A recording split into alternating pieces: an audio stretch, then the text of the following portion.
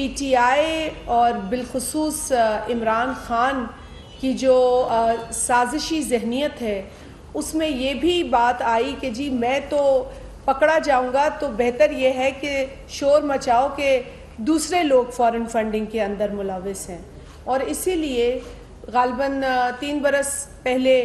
یہ اس نے شوشہ شروع کیا کہ دیگر پولیٹیکل پارٹیز جو ہے ان کو پکڑے۔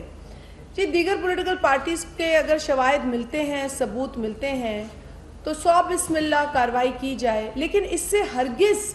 یہ بات ختم نہیں ہوتی کہ عمران احمد نیازی اپنی جماعت کو پاکستان کے باہر ممنوعہ ذرائع سے پیسے لے کر چلاتا رہا،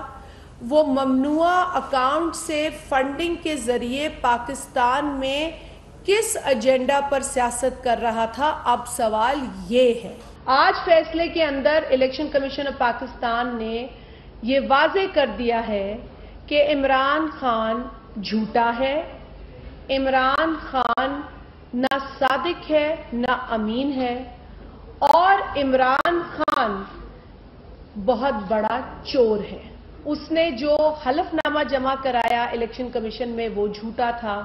اس نے جو ڈیٹیلز دی وہ تمام جھوٹی ثابت ہوئی ہیں، کیونکہ جو ممنوعہ فنڈ